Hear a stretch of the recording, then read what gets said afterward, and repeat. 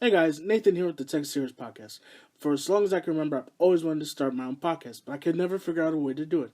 That's until I heard about Anchor. What is Anchor, you ask? Anchor is the one-stop shop for recording, hosting, and distributing your podcast. Best of all, it's 100% free and ridiculously easy to use. And now Anchor can match you with great sponsors who want to advertise on your podcast. That means you can get paid to podcast, just like I'm doing right now. So just go to anchor.fm/start or download the Anchor app and get started making your own podcast, and Anchor will distribute your podcast to other platforms so millions of other people can listen to your podcast. So remember, just go to anchor.fm/start and you can get started recording your podcast and join the dozens in the community just like me, recording podcasts and getting it distributed by Anchor. I can't wait for you to start your podcast, and I can't wait to listen to it. Hey guys, the Tech Series Podcast is now easier to find. You can find us on Apple Podcasts, Google Podcasts, Spotify, Radio Public, and everywhere you get your podcasts. Or you can also continue to listen to the Tech Series Podcast on the Anchor app. Just search Tech Series Podcast. Also, be sure to like and subscribe and rate the show. It helps me get out there to more people so more people can listen to this podcast and be involved in our community.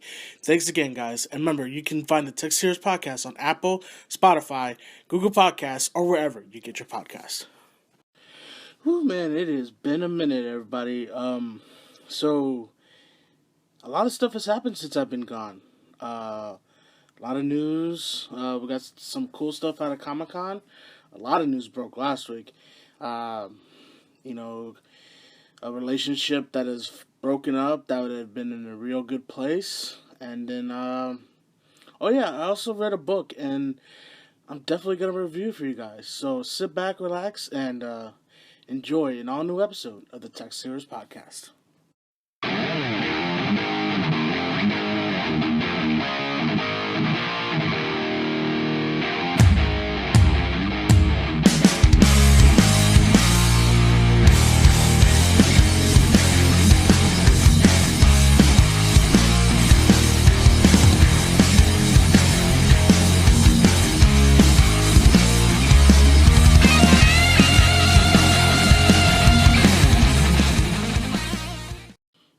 Hey, what's up, everybody? Welcome back to an all-new episode of the Tech Series Podcast here on Anchor, Spotify, Apple Podcasts, Google Podcasts, wherever you get your podcasts. As always, I am your host, Nathan Arredondo, and dang, guys, it has been a minute.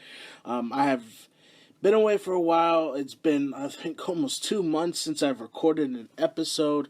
Been busy, been working, and have not found the time to record podcast, and I'm sorry, but just life gets in the way, and you just gotta do what you gotta do. So, but I'm back, I'm here, I'm ready to record again, and a lot of stuff happened while I was away. We got some exciting stuff out of Comic-Con, but that stuff happened practically over a month ago, and I think everything that has been said about that, so I'm not gonna, talk about it. It was some cool news. But other than that, we had an interesting week. And this past weekend, we had a D23. We got some new stuff out of Star Wars, Marvel, Disney Animation. And then we also got a bad news. Seems like a great relationship has come to an end for now. Hopefully, it'll continue, but we don't know. If you don't know what I'm talking about, I will get into it sooner or later in this episode. And also, I finally finished the book, Why We Love Star Wars, The Great Moments That Built a Galaxy Far, Far Away. Took me 2 months, but I finally finished it. It's when I had time to read it, and then I wouldn't have time to read it. So it was an on and off again relationship. But I finally finished the book, and I can't wait to talk to you guys about it. It was a great read. Definitely excited to talk about this book, and then just some general stuff happening in the world of pop culture news. So yeah, let's get right into it. First things first. I guess I'm just gonna go ahead and talk about it right off the top. So last week we got the news that Sony and Marvel Studios slash Disney ended their relationship in regards to Spider-Man. A whole bunch of stuff came out about it that Disney was asking for more money or more percentage in the money, and Sony wasn't having it. So as of right now, the Spider-Man deal with Sony and Marvel has ended. I don't know if it's going to affect the third film. I believe the third film is still a part of the original contract, so they'll have to keep that one intact, but I am not 100% sure on that. Do not quote me on that. But other than that, I mean, it was some sad news to hear about over the last week. I mean, we've gotten two great Spider-Man films with this deal. We finally got Spider-Man into the MCU. We got Tom Holland, who in my opinion is the best live-action Spider-Man. But it's depressing to hear this news because we enjoy these films so much, and it's just two big egos getting in the way of something great. And I don't know. I mean, there's tons of people on Disney's side. There's tons of people on Sony's side. Honestly, I don't know what's gonna come of it. I honestly, in my heart of hearts, believe that a new deal will get done. I think they'll keep this together. I think they'll realize that, this is good for both companies, mainly Sony, because, if Sony makes another Spider-Man movie and it bombs, people are just going to say, see, you can't make a good Spider-Man film without it being in the MCU. So, I'm just hoping and praying that Sony and Disney can work out a deal, get past this, guys, throw the egos away, get yourself back at the negotiation tables, just hash out a deal. Don't be too greedy about what you want, and just, deal with it. It's good for everybody, and the people that get hurt the most are the fans. The fans are the ones who get hurt, and, and obviously from the way it sounds, they don't give a crap about the fans. They just care about the money that's lying in their pockets. But other than that, it's a sad thing that has to happen, but, at the end of the day, these are two companies, two businesses that want to make money, and, whether or not they can negotiate a new deal and get back to the drawing table, get back together, work things out is up to them, and I hope they get it done because, Spider-Man is good in the MCU, and, it's going to disappoint a lot of fans, and, I think it's just sad that these two couldn't keep this going because it was such a great deal for both of them. So, I mean, we all knew eventually something like this was going to happen, or negotiations were going to start again with the deals. So, I don't know what's going to happen. I hope it gets worked out. I hope in the end the fans are the ones they care about, and the ones they think about when it comes to making a Spider-Man film and keeping Spider-Man a part of the MCU, because, like I've said, it's the fans that are the ones that are going to suffer from this, not Disney, not Sony. It's the fans. The fans are the ones who are going to be hurt, and hopefully something gets done. And it was disappointing to hear about that. But that's that. That's my opinion on it. I don't want to get too deep in that because I don't want to talk about who's right, who's wrong, because at the end of the day, both of them are wrong because, they're not thinking about the people, they're just thinking about themselves, which is what businesses mainly do. But you can't do anything about that. That's just how the way the world works. So, other than that, let's get off that sad note. So, this past weekend, D23 happened in California. It's Disney's convention where they showcase a lot of their upcoming properties, stuff that's going to come out soon. They did a heavy push on Disney Plus on Friday, and we got a lot of cool stuff coming out of it. First things first, they announced that they're bringing back Lizzie McGuire on Disney Plus. Now, if anybody out there is too young, doesn't know what Lizzie McGuire is, do yourself a favor, go look up the old show. I'm sure the old show will be on Disney Plus too, but basically Lizzie McGuire was a show about this girl just trying to navigate school with her two friends, and It's basically your average slice of life show on Disney Channel, starring Hilary Duff. It's what made Hilary Duff really popular, and lo and behold, Hilary Duff is coming back to reprise the role as Lizzie McGuire. It's gonna follow Lizzie as a 30-year-old woman in today's world, and I'm excited about this. It's a piece of nostalgia from my childhood that's coming back. I think it's a great way to get the not only the younger generation involved in the Disney Plus, but also bringing in older fans who are now my age and who watched the show when we were kids. Another thing that they showed off was a new. It was called High School Musical, the series. It's, I guess, a spin on the whole High School Musical thing. I'll be honest, I saw the trailer for this show, and this show looks ridiculously stupid. I'm sorry. I mean, I watched the High School Musical films because it was part of my youth. They came out right when I was a teenager and still a kid in middle school. I'll be honest, this show looks dumb. It really does. Even the title of the show sounds stupid. High School Musical, the series. Oh my god. It's just, I mean, I think I get why they're doing it. They're trying to capitalize on the High School Musical brand. I know they've been trying to get this whole High School Musical series off the ground.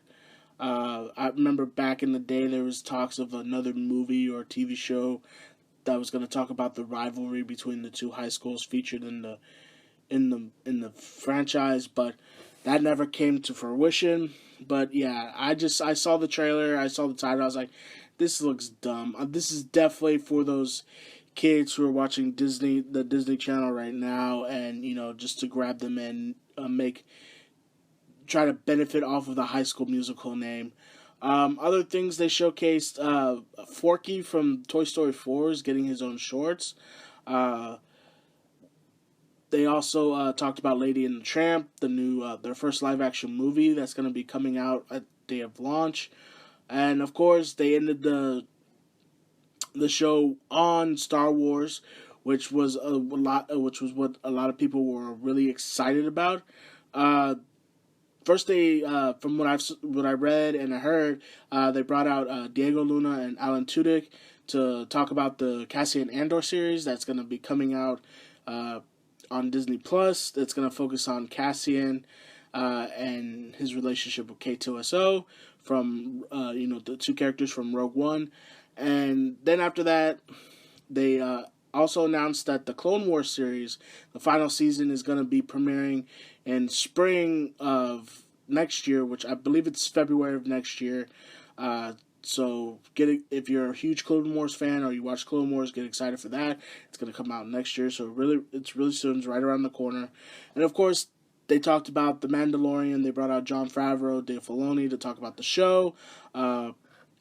If you don't know, The Mandalorian is going to be the first live action Star Wars TV show to air on television. Also, it's going to take place after the events of Return of the Jedi, so a post-Empire world. And the story is going to focus on this lone bounty hunter, just simply called the Mandalorian. It's got that old school Western vibe to it. Pedro Pascal is the lead, playing the Mandalorian. It also starring Carl Weathers, Gina Carano. This show I'm really anticipating. I want to see what they can do. Apparently, Disney and Lucasfilm are very happy with how Season 1 has turned out because they've already greenlit a Season 2, and I believe they are filming that or working on that right now.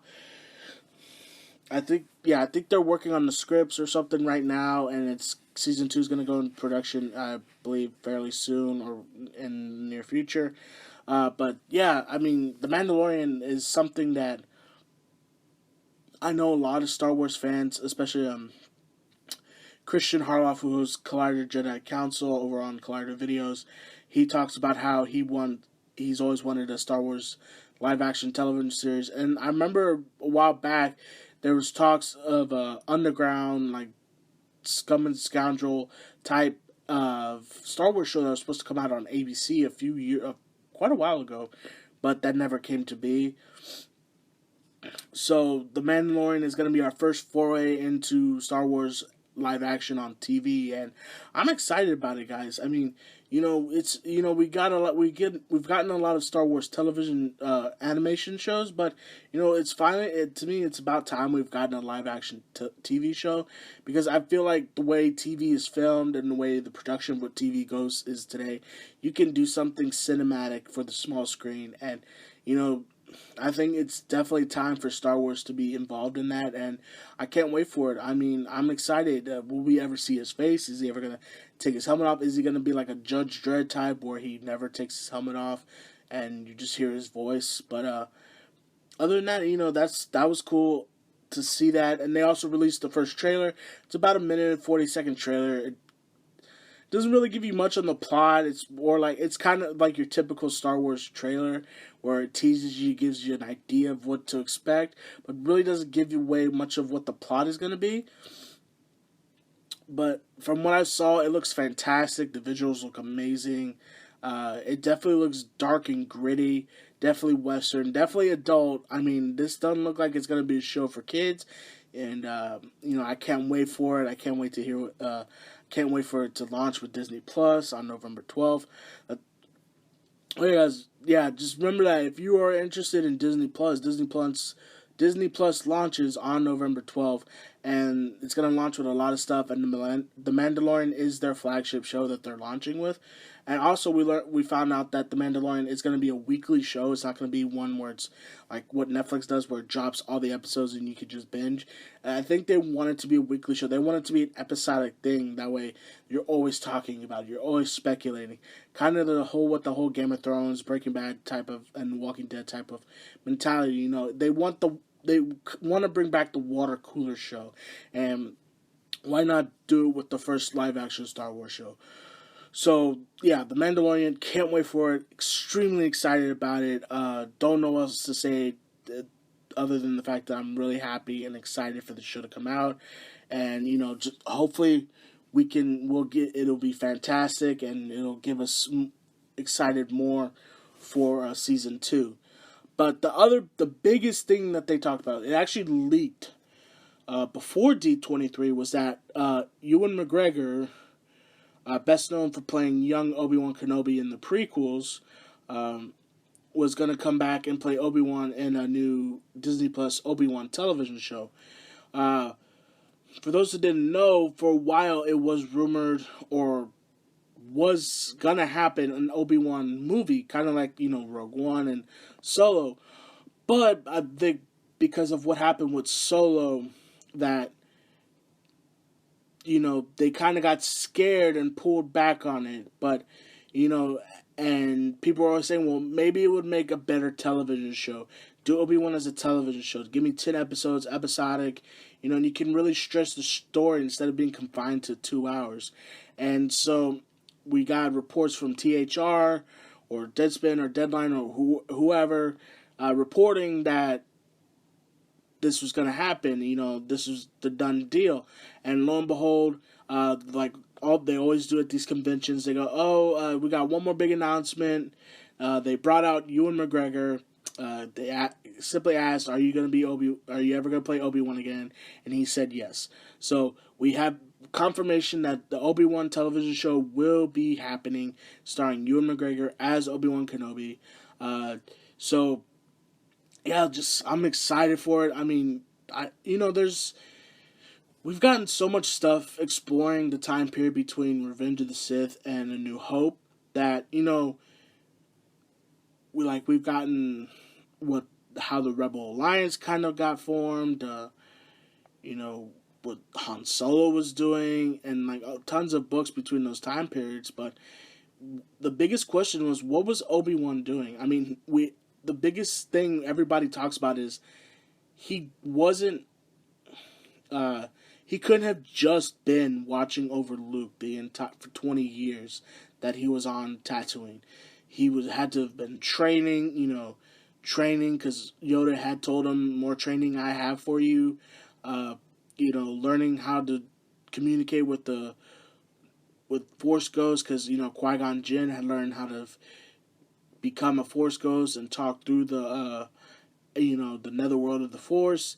And what was he doing? And then of course a lot of people are speculating that, Darth Vader should be the main villain of this show, and I cold-heartedly agree.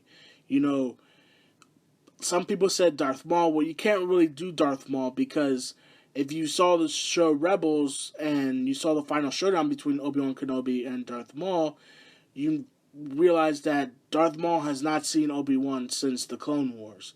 And he's been searching for him for this entire time, and he finally finds him, and they have their fateful final duel, so on and so forth. So Darth Maul is probably out of, not completely out, but him being like finding Obi-Wan and them fighting is probably not a strong possibility for the show. But I believe that Vader is more possibility because there's some key word phrases that you hear from, that you kind of think about from the original trilogy, like in A New Hope is like, the last time we met, I was but the learner, but now I'm the master. Yeah, but okay, the last time you met, like when? I mean, like we learned in Revenge of the Sith that the last time they fought, he was assumed that Anakin was dead on Mustafar, and then we also got in Return of the Jedi where he tells Luke, Obi-Wan once thought as you did, and like, well, it's like, how do you, like, when, like, Obi-Wan thought you were dead, and like, he didn't think, when we watch Revenge of the Sith, he doesn't think about redeeming him, he just thinks about stopping him, and from doing something terrible. And then we also hear from Obi-Wan in Return of the Jedi, he's more man than machine now. Well, how would he know that when the last time he saw him, he had no limbs and was burning alive on Mustafar? So to say that Vader can't be the villain for the show is kind of preposterous, because I feel like he kind of needs to be. I feel like Obi-Wan was that character that he finds out that his friend is this Dark Lord of the Sith, and that he feels like, maybe I can turn him, maybe I can bring him back to the light side, and maybe we can just defeat the Empire once and for all, put the galaxy back in order, that way I don't have to keep your kids from you and stuff like that. But, maybe he does that, goes off, finds him, tries to save him, but doesn't work. They have another fight. He probably beats him again, realizes, I can't, this is impossible. I cannot save my friend. The only way to save him is for him to be defeated by his own child, and I will watch over this child, and hopefully he will become a great Jedi or whatever, and defeat his father and bring balance back to the Force. So, so Obi-Wan series, I'm excited for it. Can't wait for more news. We'll probably get even a teaser at next year's Star Wars Celebration, but definitely excited for Obi-Wan Kenobi TV show. Ewan McGregor's back. I can't wait to see what they do with it. I wonder if they'll cast a young Luke, and maybe we'll get a little interaction between Obi-Wan's Ewan McGregor and a young Luke Skywalker, because they're saying that this show is going to take place about 8 years after Revenge of the Sith. So by that time, Luke Skywalker is about 8 or 7 years old, because you got to remember he was born at the end of Revenge of the Sith. So hopefully we'll get more news about it in the near future. Maybe we'll get even a cool poster or something, some behind the scenes photos, and then maybe we'll get a first look of it at next year's Star Wars Celebration. But yeah, so that was all the big news that happened this past weekend or past week, guys. D23, the Spider-Man Sony news.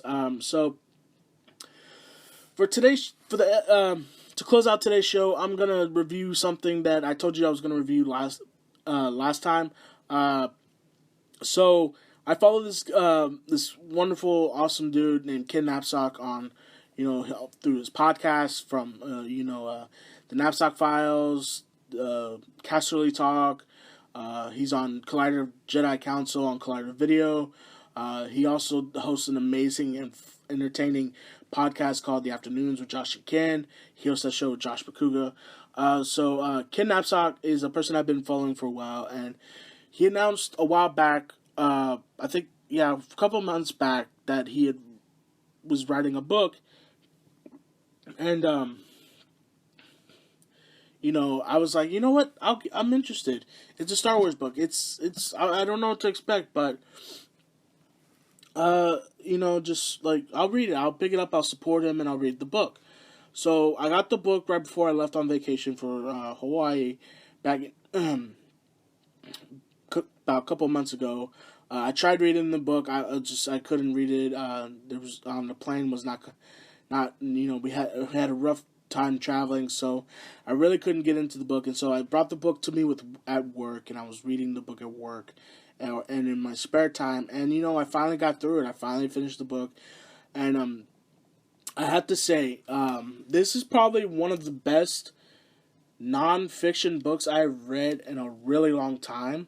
Uh, I usually read a lot of fantasy fiction books. Mostly, I rarely read um, nonfiction books written by people because I just have to be interested or curious about it.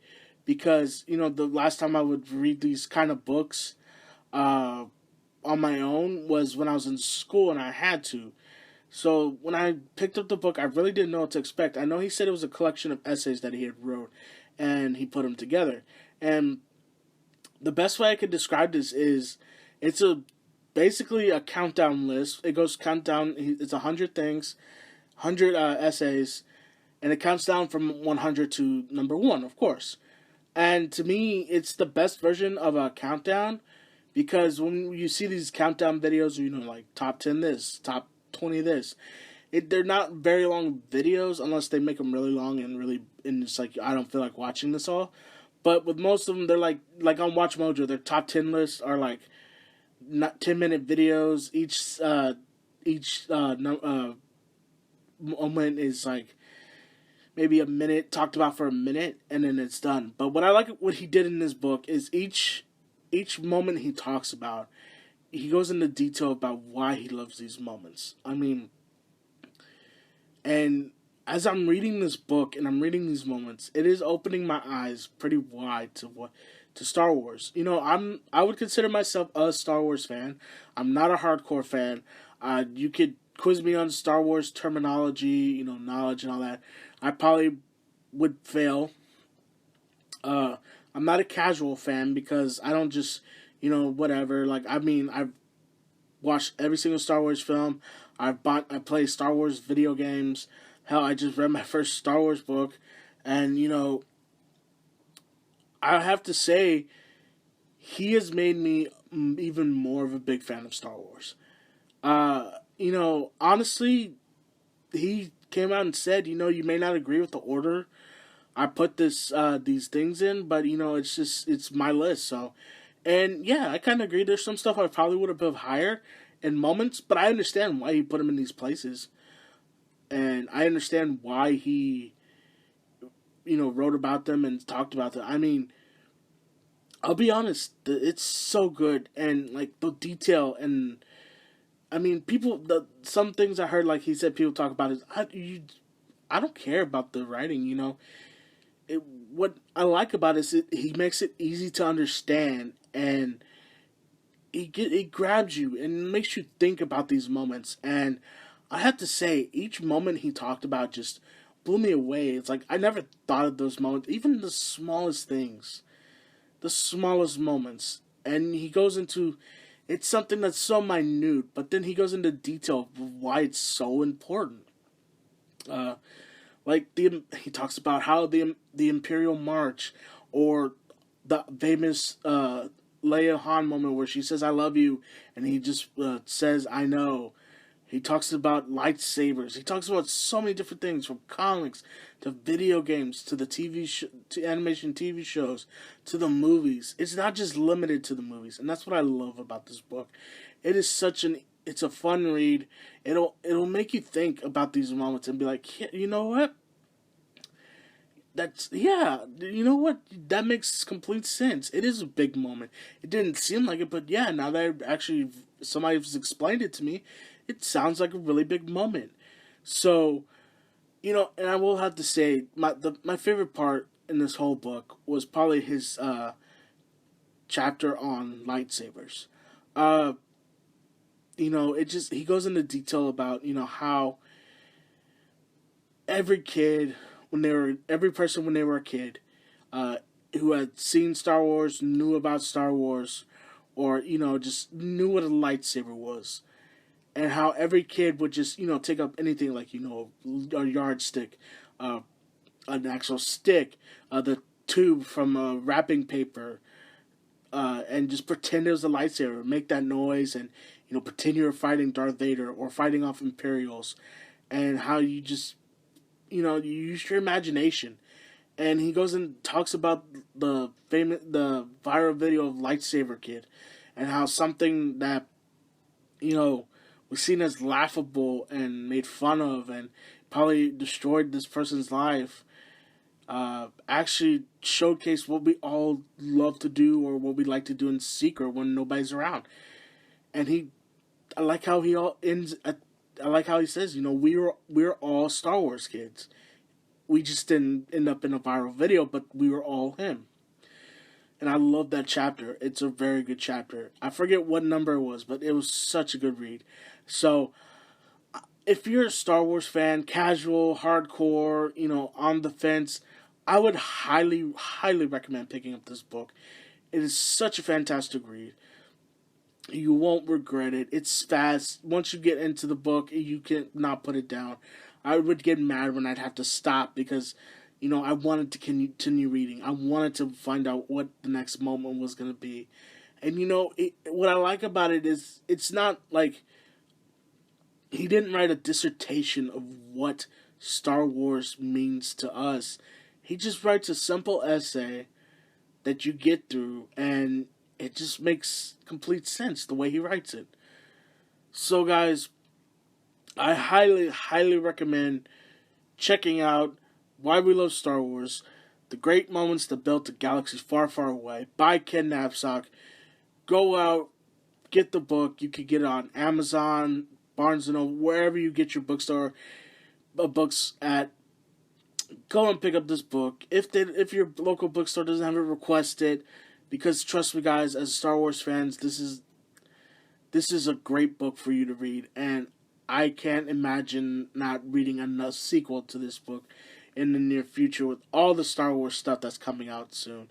Ken Napzok, you made a great book, and I am floored by how much I enjoyed this book, and it made me a bigger fan of Star Wars because you opened up my eyes to what else, what the things that the small things in Star Wars that actually were big moments, and I'm grateful that you did that. And it's a great read, and I hope you write another book like this. And thank you so much for this book, and I highly recommend it to anybody who is a Star Wars fan.